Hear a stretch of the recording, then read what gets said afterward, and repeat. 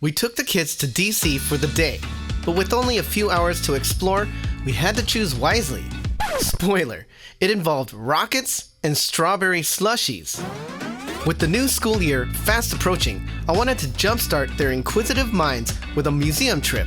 I also wanted to take them on a train since my son has been uber interested in them lately. So I hopped on the Amtrak app and compared pricing for fares from Philly to New York City, Baltimore, and Washington, D.C. New York had the most options and times, but it was 2 or sometimes 3 times the price to go there.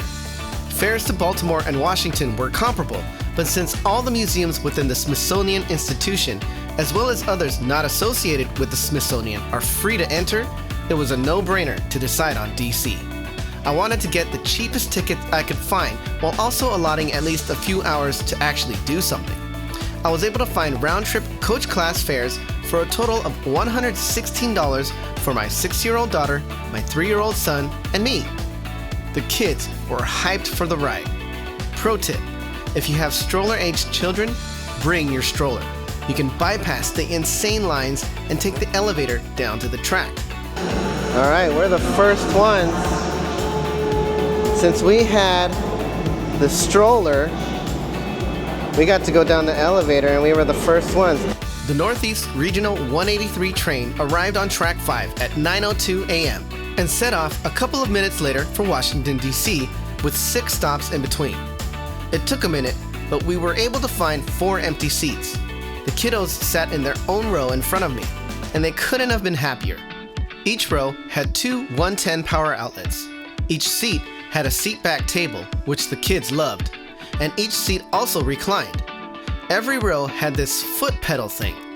I was too scared to try it out, but if anyone knows what this thing is for, please let me know in the comments. Alright, so today we are going to Washington, D.C. We took the train from Philadelphia.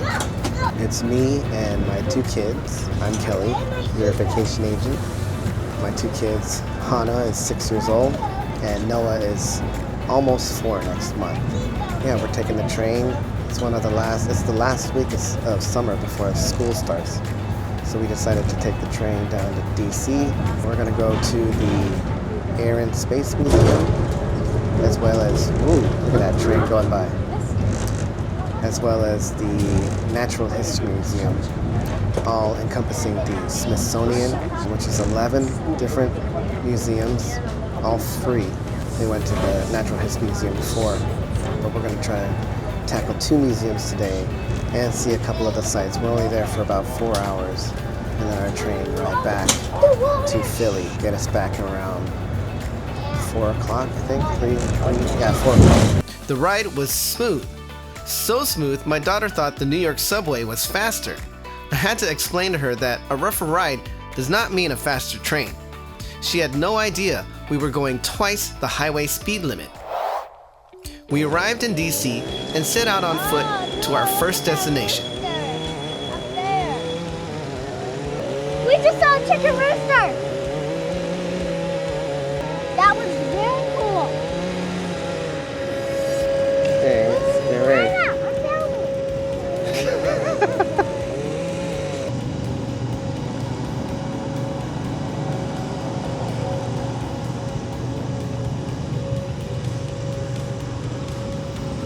I saw a police car. That police car. Yes. Alright, so we're walking through all the Smithsonian museums.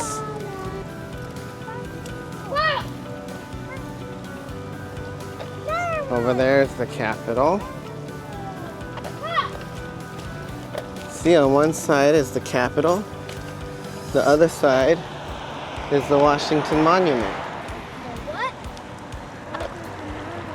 Washington Monument. See that big, tall building? Yeah, is it the one where you go and sit and then it's around like the water?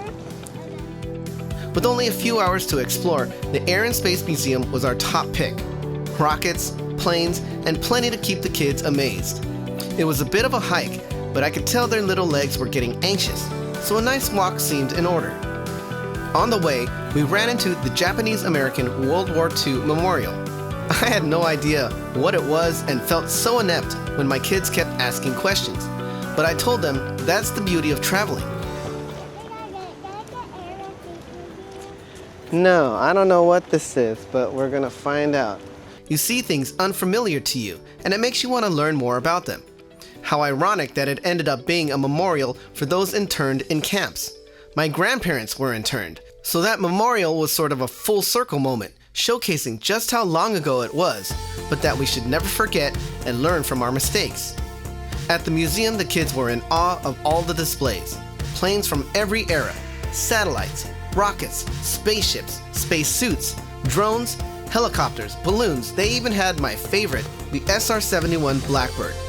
Walking around, seeing how grand the layout and design was, and how well planned the displays were, and how clean and well run the facility was, it's hard to imagine that all of it is free. I can't stress enough that if you're in the area or live within a train ride away, you should definitely take advantage of the Smithsonian Museums. It's a treasure trove of knowledge at your fingertips. And of course, we had to stop at the gift shop. My daughter couldn't resist the astronaut Barbie, and my son was set on a backpack full of space stuff.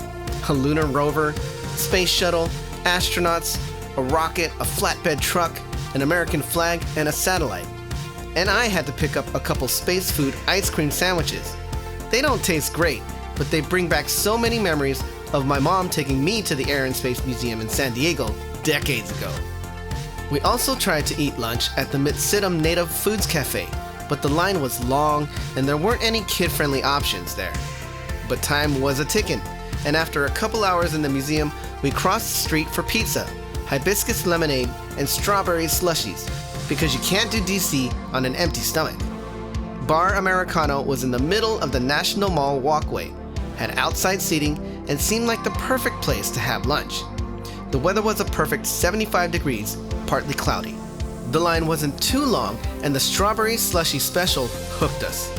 It did take a moment to get our food, but their slices of square cheese pizza are worth it. My son, who is as picky as a 3-year-old, saw square pizza and was instantly disappointed. But he was so hungry, he hesitantly took a bite and proceeded to eat the whole thing, only stopping to say how yummy it was. And yes, the hibiscus lemonade I ordered and the strawberry slushy for the kids were equally delish. Time was not on our side. With the long wait for food and waiting for 2 kiddos to eat through all the distractions and sensory overload, we only had about 45 minutes left before we had to think about making our way back to Union Station. I had to break it to them that we didn't have time to get to the Museum of Natural History. But sometimes, the best part isn't the museums at all. It's just letting the kids run wild on the grass of the National Mall, which is exactly what they did. Where do they get all the energy?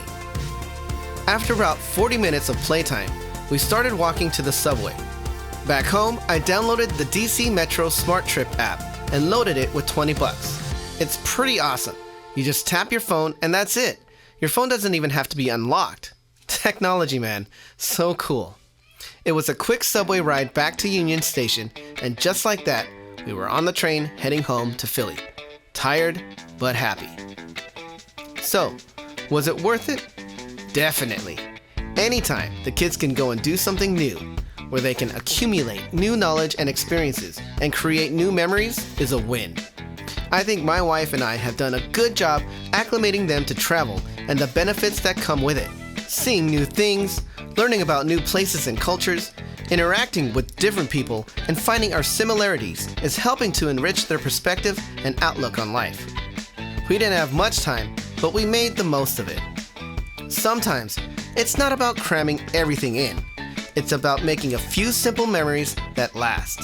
And for us, DC in a day was exactly that.